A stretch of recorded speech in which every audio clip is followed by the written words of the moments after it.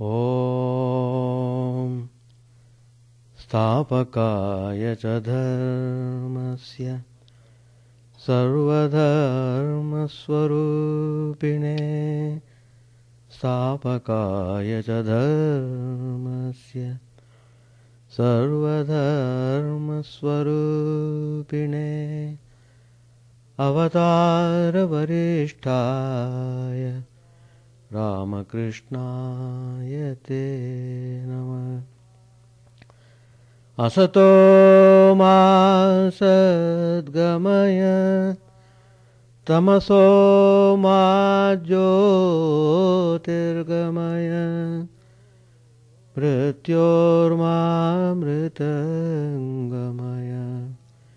Om Shanti Shanti Shanti. Let us bow down to Sri Ramakrishna, the embodiment of all religions, the Supreme God Incarnate. Let us pray to Him to lead us from the unreal to the real, to lead us from the darkness of ignorance to the light of knowledge, to lead us from death to immortality. Today's topic, the advent of Holy Mother, Sri Sharda Devi, whose birthday we will be celebrating on 31st of December.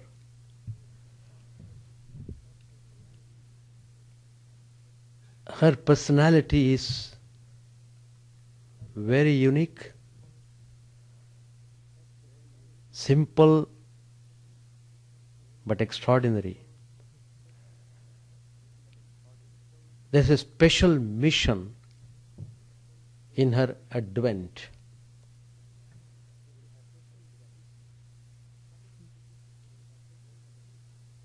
Coming to this plane of existence,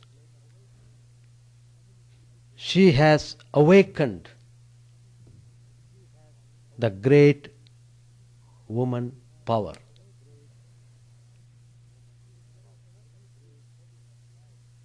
It is very interesting to study her life and teachings. What exactly the woman mean? Woman should be the personification of love and kindness. And this has been fully expressed in the life of Holy Mother. She was the power of Sri Ramakrishna. Sri Ramakrishna and Sri Sharda Devi are inseparable, as fire and its power to burn are inseparable. So, there's complete harmony between Sri Ramakrishna and Holy Mother. How they came to fulfill the mission, how they cast the mold so that people can practice spirituality with great enthusiasm.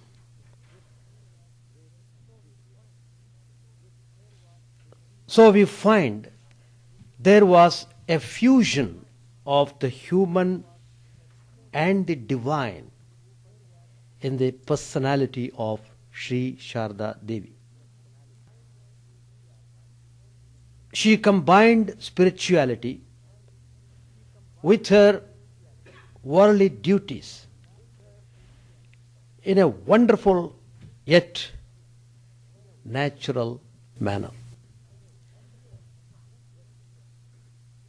Here, was a person who acted as a housewife, attending to trivial everyday domestic matters, and at the same time rose above all this to a state of supreme love and compassion for every being. Infinite indeed was Holy Mother's love, which transcended all limitations of caste or color, of merit or demerit, in fact of all conditions of life. If you want to really know the meaning of mother, the ideal of mother, please study in depth the life of Sri Sharda Devi.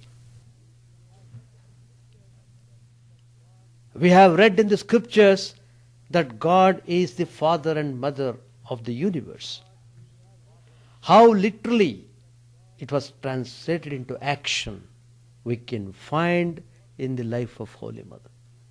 Anybody in this creation was lovable, and her love would go to every individual being of this universe. Sri Sharda Devi passed as an ordinary woman, but everything about her was extraordinary. There was greatness even in the simple, unostentatious ways of her life. The suffering she endured at Kamarpukur after the passing away of Sri Ramakrishna was extremely severe. But no circumstances were difficult for her. She completely bare the situation. Under no circumstances did she seek aid from any quarter. When she came to Jarambati, she was the head of a large family comprising men and women of diverse natures, some of them very much jealous and quarrelsome. She kept them all together without ever losing her balance of mind, and bore the exceedingly heavy burden of her worldly duties, carrying them out with meticulous care and yet maintaining a spirit of detachment. We read in the Bhagavad Gita to practice detachment. Here is the life of Holy Mother, who lived the life of detachment. Even though she was surrounded by people of various temperaments, still she remained her true nature. She was always helpful and trying to awaken spiritual power in everyone. Holy Mother combined worldly virtues with intense spirituality. Sri Sharda Devi came to this world to awaken Shakti. Sri Ramakrishna looked upon all beings as mother, and it was left to Sharda Devi to demonstrate that motherhood to the world. Grace and love incarnate She was indeed mother to all.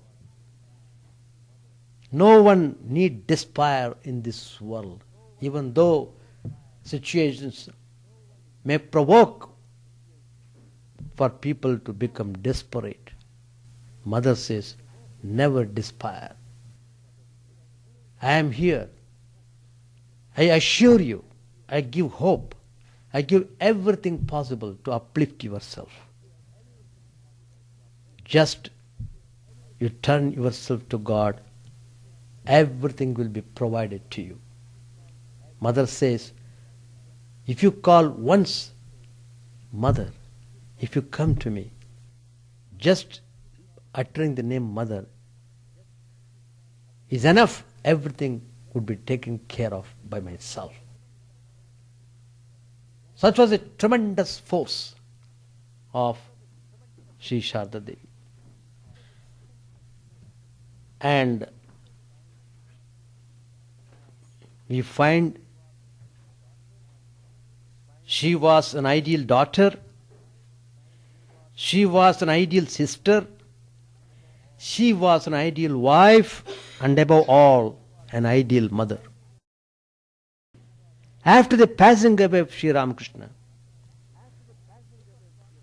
Sharda Devi took upon herself the task of fulfilling his mission. The spiritual teacher in Sharda Devi was then fully manifested. Guru in her own right, she helped many spiritual aspirants, leading them to light.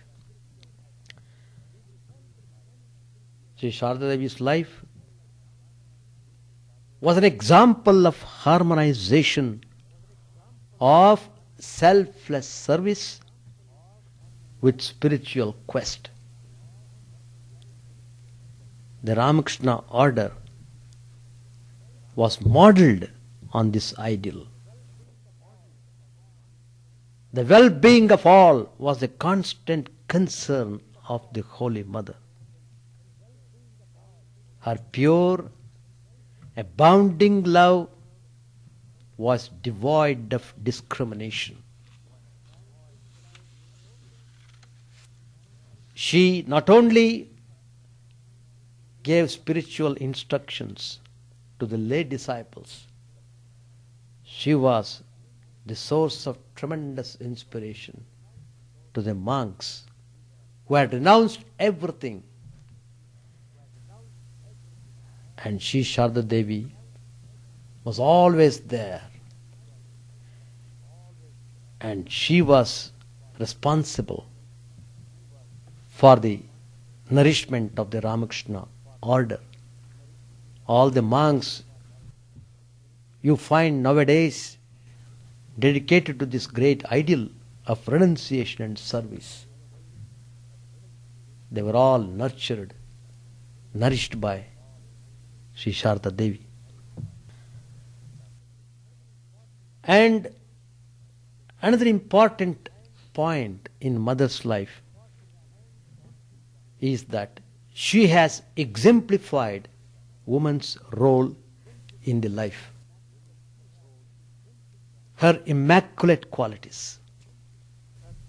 Every woman has that. And she has come to show how great the life of a woman. Only she should live properly according to her own innate nature of her immaculate virtues.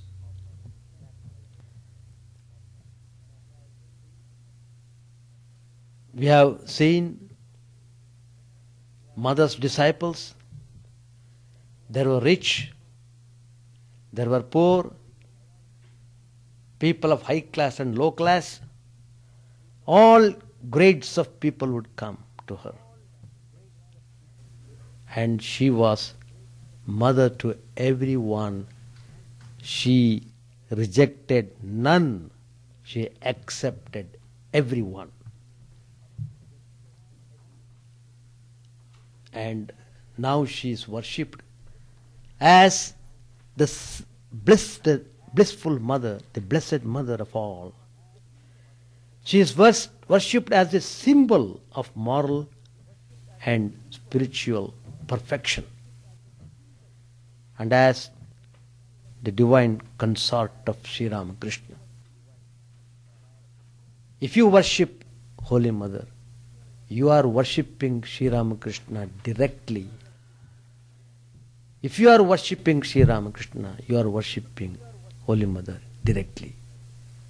There is absolutely no difference between Sri Ramakrishna and Holy Mother. They are two in one. There should not be any conflict in this point. Sri Ramakrishna and Holy Mother represent the same ideal. They came to show us real spiritual life, how to live practical Vedanta. They came to show, and we find how Holy Mother was a source of inspiration and hope to everyone. There are many incidents and events throwing light on various aspects of her character and lifestyle. They have revealed Holy Mother as an extraordinarily unique and rare personality. By studying her life and by studying her teachings, we feel her celestial presence and move along with her versatile character, which, though elusive to our mortal minds, leaves behind in our heart a waft of the warmth and fragrance of divine love. Sri Sharda Devi sometimes emerges as an innocent maiden, sometimes assumes the universal motherhood. We discover Holy Mother as a spiritual teacher only to see her again as a domestic woman performing daily household chores. What remains constant is an all-pervading love for mankind.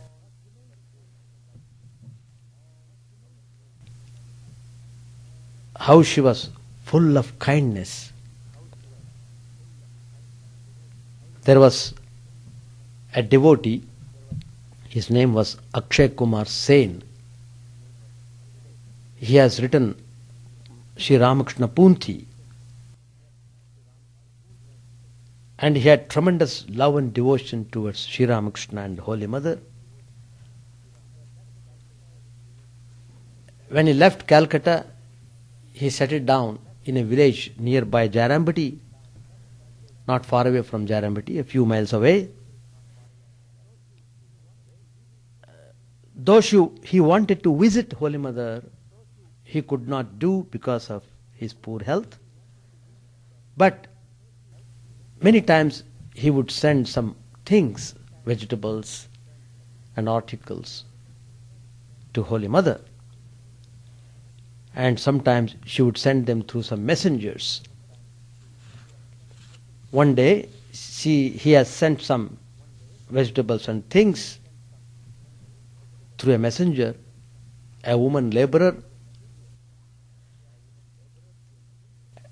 He had left instructions that all these things should be given to Holy Mother to be offered to Thakur. It was the scorching heat of the noon when that woman came to Holy Mother,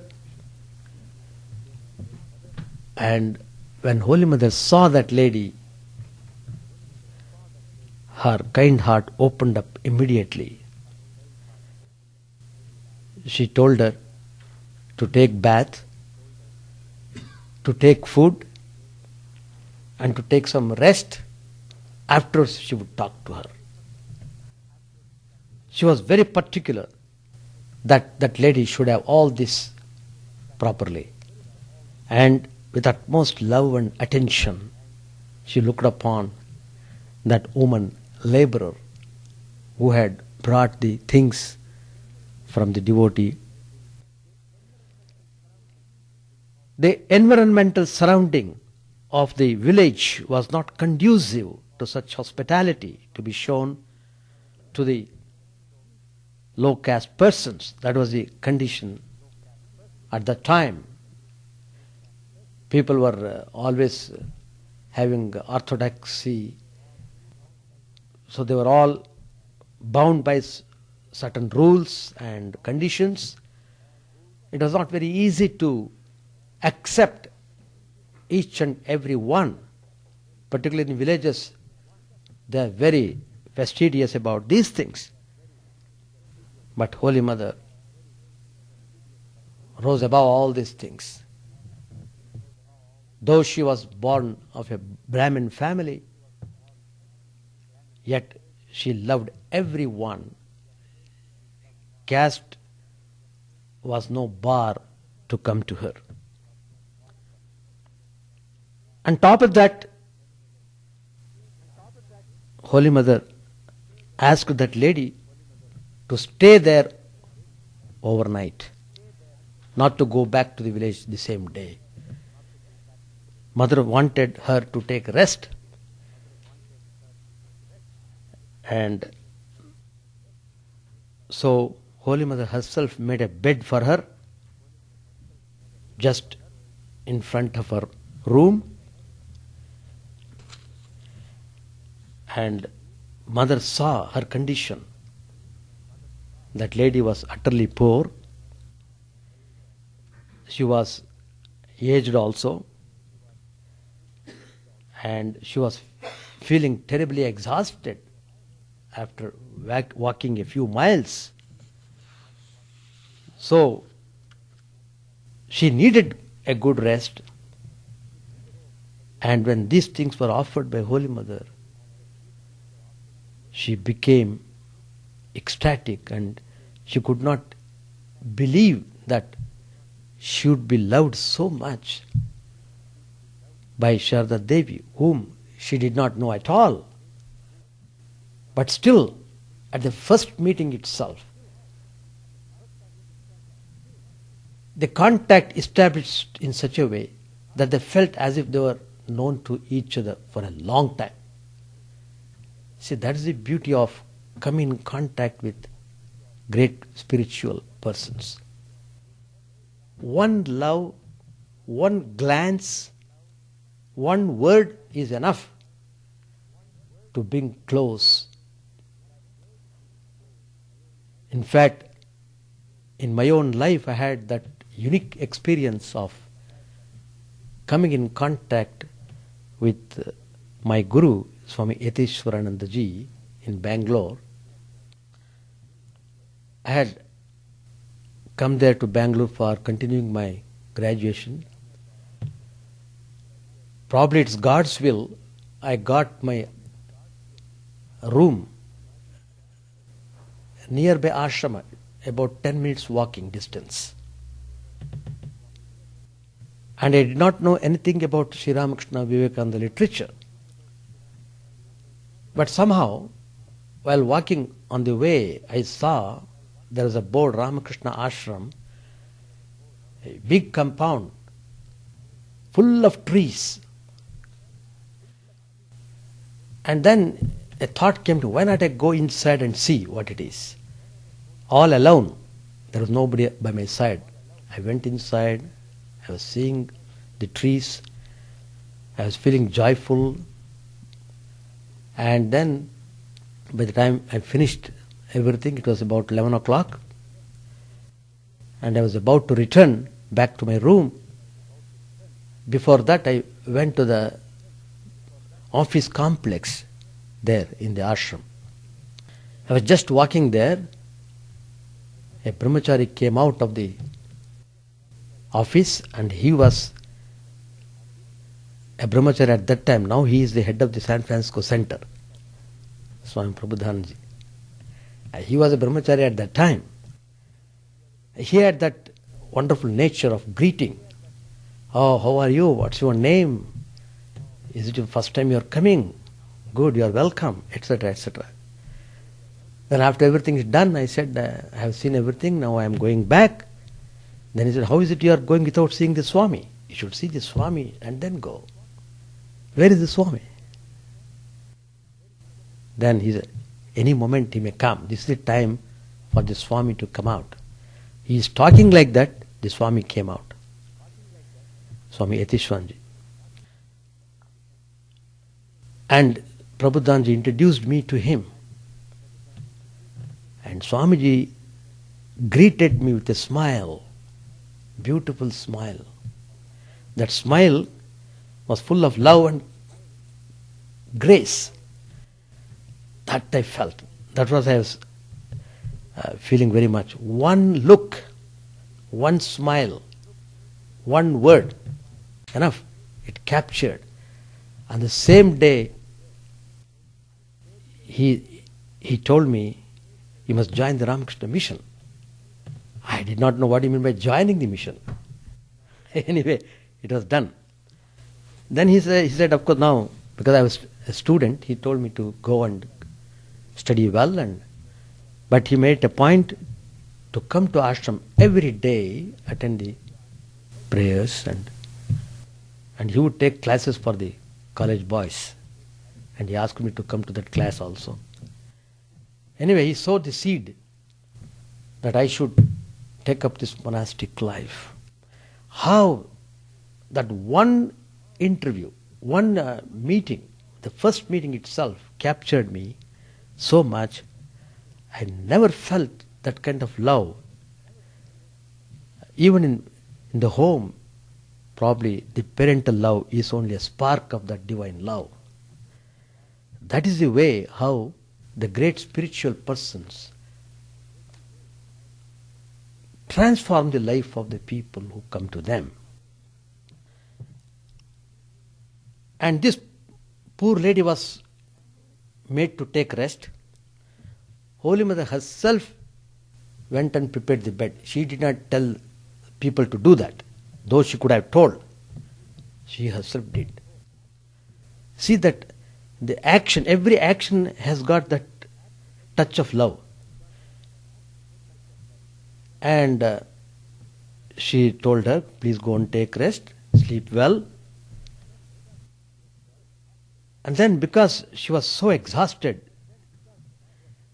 she got a good sleep, no doubt.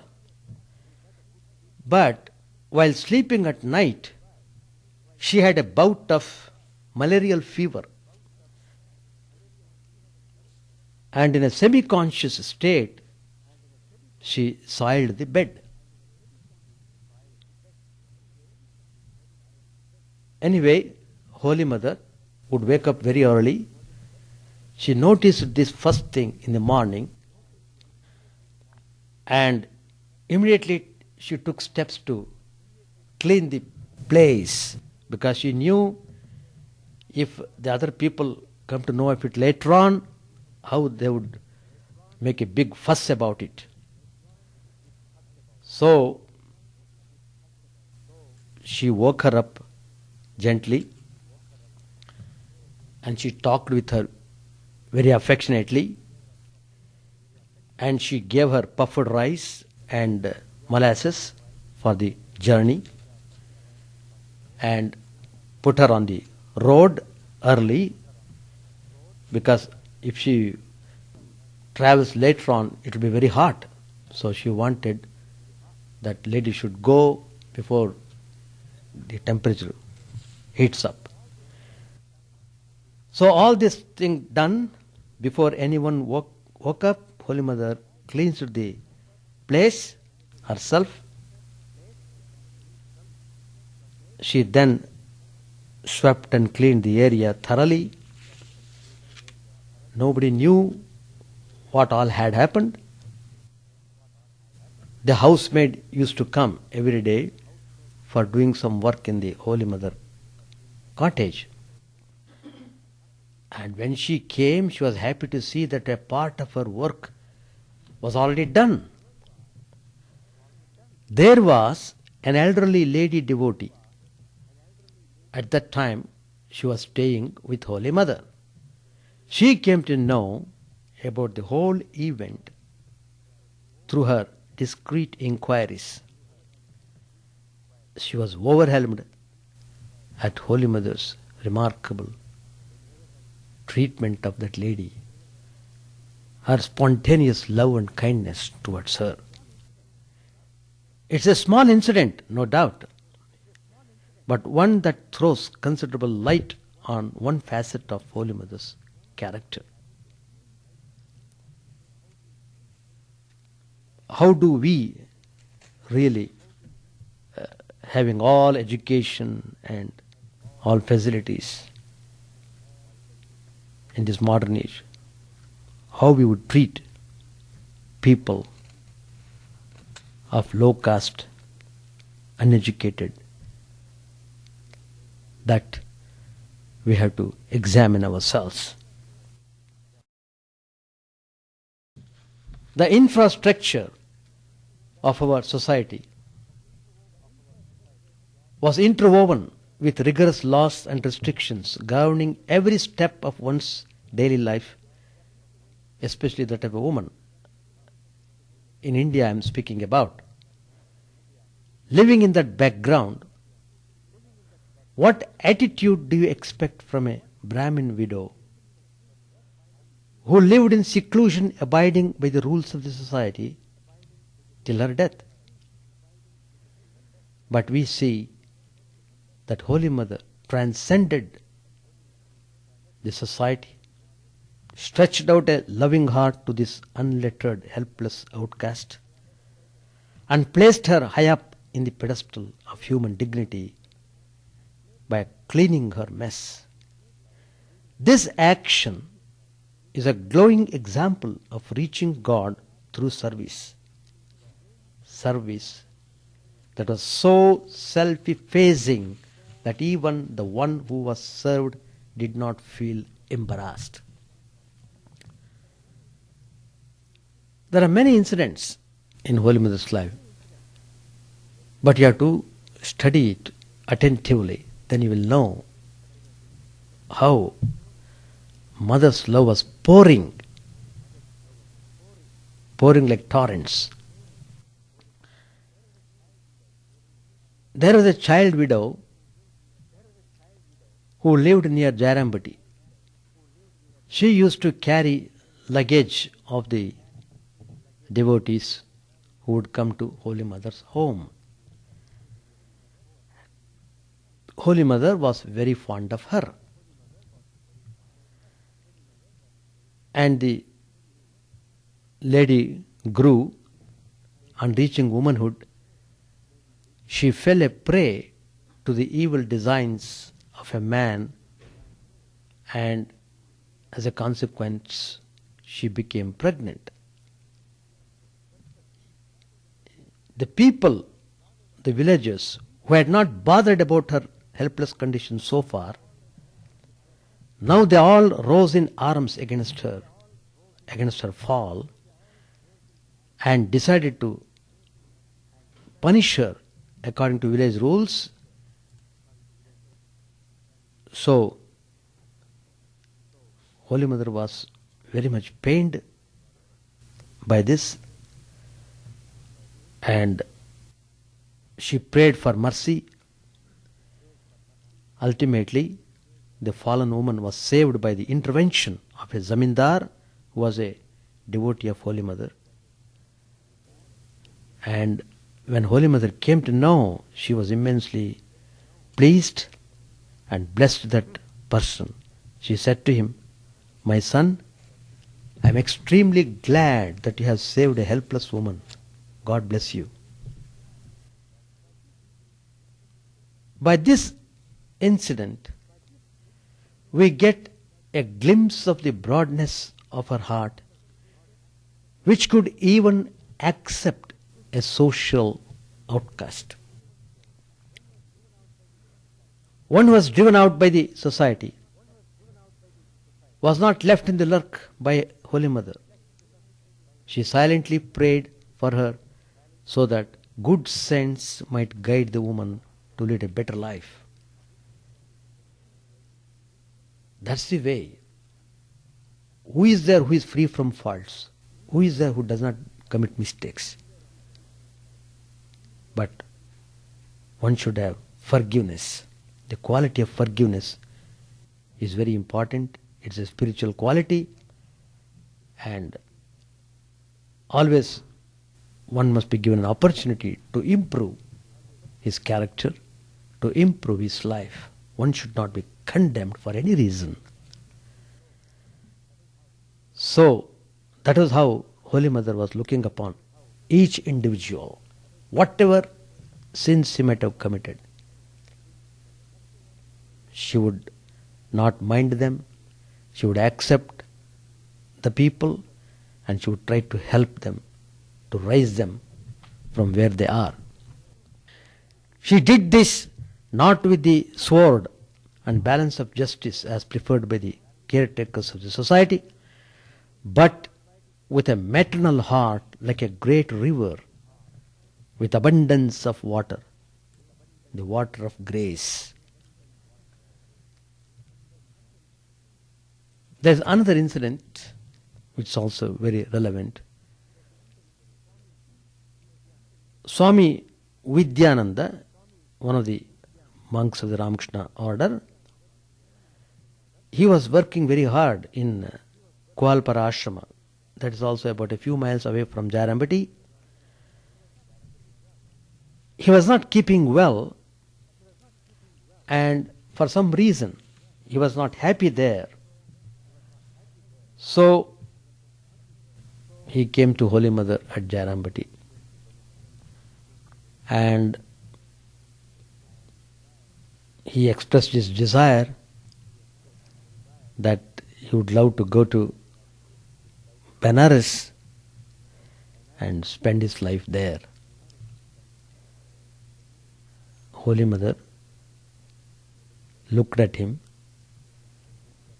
and treated him very affectionately and persuaded him to come and stay with her for some time. She was so much concerned about his welfare, and she said to him, "Look, with this bad health, what do you do in Benares? Recoup your health here. Stay here." And because of her love and attention, he got over the sickness and he became very well. He got transformation in his mental attitude.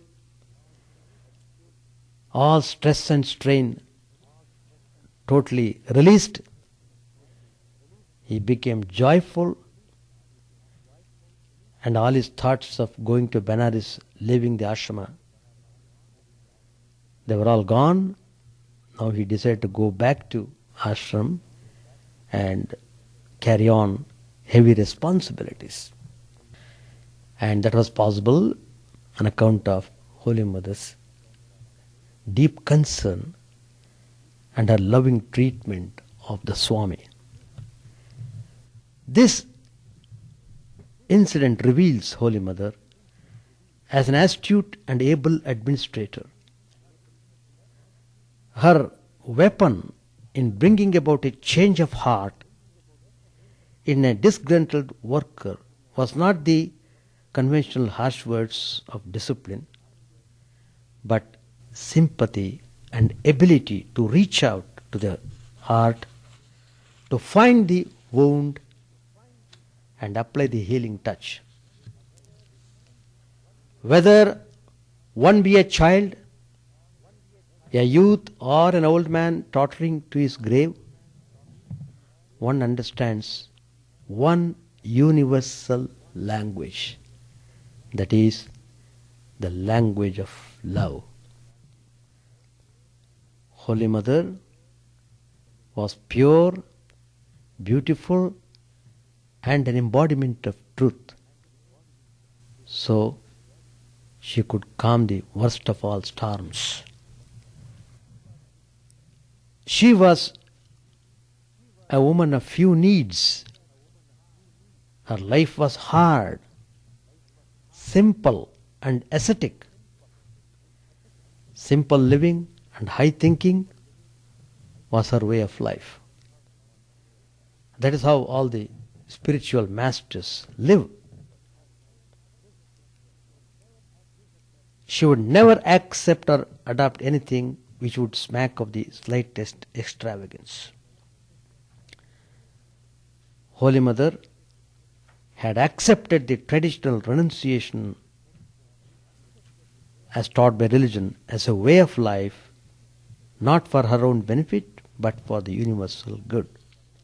That's why she could advise people who want to donate money. She wanted them to give money to donate the money for the benefit of others. Udbodhan in Calcutta, that is Mother's place, whenever she would come to Calcutta, she would live there. Her method of work reflected the purity of her person. Everything was well organized. Even the broom was neatly arranged. Holy Mother thus set an example of hard work through her everyday life and inspired others to shun idleness. When Sister Nivedita came to India, she was refused admission to the Dakshineshwar Kali temple because she was a foreign lady. And Swami Vivekananda was concerned about how she would be treated by Holy Mother. But when Swami Vivekananda took her to Holy Mother, she accepted this foreign lady wholeheartedly and showered love on her. That was the purity and strength of Holy Mother. Because the society was giving them for their upkeep. She stressed the importance of keeping good health for adoration of God. Swami Vivekananda's ideal, Atmano Mokshartam Jagadhitaya cha, for the realization of the self and service of humanity. This ideal was totally endorsed, was fully accepted by Holy Mother. And Holy Mother said, this is the age when people should engage themselves in service, because through service you get purified. On the purification of the mind you get the realization of God. So they are all connected that way. Without purification of the mind, nothing would happen.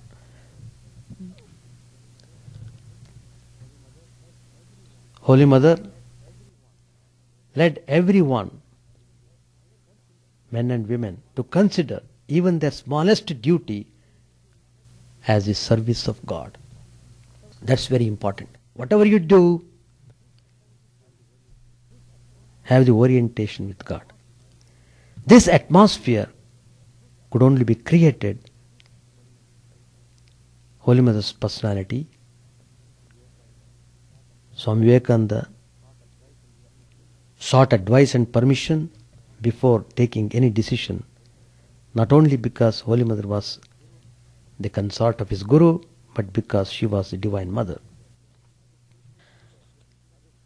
And as a spiritual teacher, she has given number of instructions to spiritual aspirants, how they should conduct themselves, how they should practice themselves. Her illuminating final message just before she left her mortal frame was very significant. She said, "Do you really aspire for the peace of mind? Then do not find fault with anyone. Rather see your own faults." Though this teaching has been said by other teachers also, the way how Holy Mother put it, just when she left her, just before she left her body, that is very significant.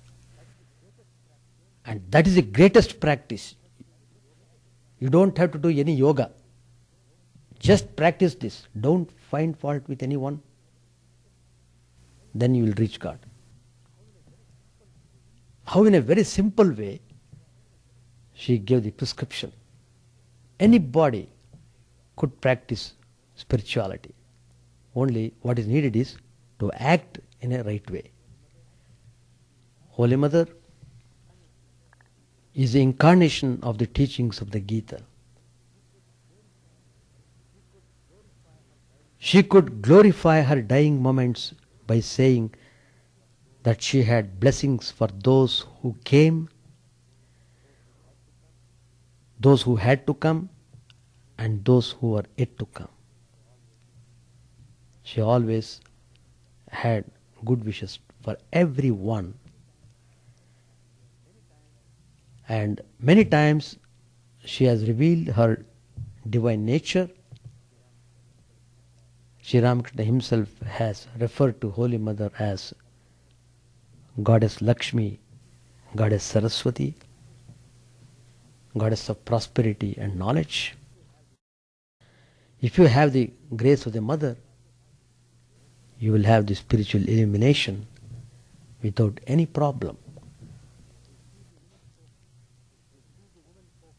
If you see the women folk of the present society, particularly with reference to India, Indian women, they are neither traditional nor modern. Herein comes the importance, remembering Holy Mother, the symbol of ideal womanhood. Her life and teachings should be emulated to achieve progress in life, because she is one of those rare Indian women who have accepted the Indian society with its tradition and culture and worked from within to be modern in their thinking and their practice. She is ideal to be accepted by housewives, working women, educated women, women from all spheres of life, to make their life meaningful. Let us not show our devotion to Holy Mother only through words, but let us attempt to pay her our respects through actions. Let us try to understand that our heart is not a piece of insentient anatomy, but a palpable mind full of experience. Instead of turning a blind eye to the seamy, unsavory side of society, let us cleanse ourselves so that we could enjoy the ecstasy of living. Let us not engage our time, experience and talent only for our day-to-day existence. Let us find the rhythm of life through Holy Mother and try to tune ourselves to the divine music. Learn to treat everyone as your own. No one is alien to you. No one is alien. The whole world is yours. That is how Sharda Devi embraced the whole universe. And here you find how she has harmonized all religions, all spiritual practices. What is needed is love and love alone. If you are able to love, then you should be able to see God. There are many teachings of Holy Mother. In one place she says, one gets the vision of God only through His grace. But one must practice meditation and japa. These are very important because they remove the impurities of the mind. One must practice spiritual disciplines as worship and so forth. Then Mother gives an example of a flower. Suppose you handle a flower, you get the fragrance of the flower. By rubbing the sandalwood against a stone, you get the smell of sandal. Even so, by constantly thinking of God, you get spiritual awakening. You have to set the mind in that direction. Then only you will get. And she gives another example. There is the moon in the sky. It is covered with clouds. Wind will blow away the clouds, and then only can you see the moon. Do the clouds scatter away all of a sudden? So, the karmas get exhausted slowly. Each one has got tremendous karma, and everyone has to purify it. When God is realized, He illumines the soul internally. And then Mother says, can one achieve anything without effort? Should you not do something? You must devote some time for prayer, even in the midst of the busiest hours of the day. Then Holy Mother says, I used to be very busy during my days at Dakshineshwar, yet I did my prayer and meditation. So what she says, she herself was following it. So there is a power in what she says. Everything, no doubt, happens by God's will. That's true. Yet man must work because God expresses His will through man's action. Do not relax your spiritual practices. Do not relax. That's the word. So, if you study Holy Mother life, one thing you should note, that is, you must be very smart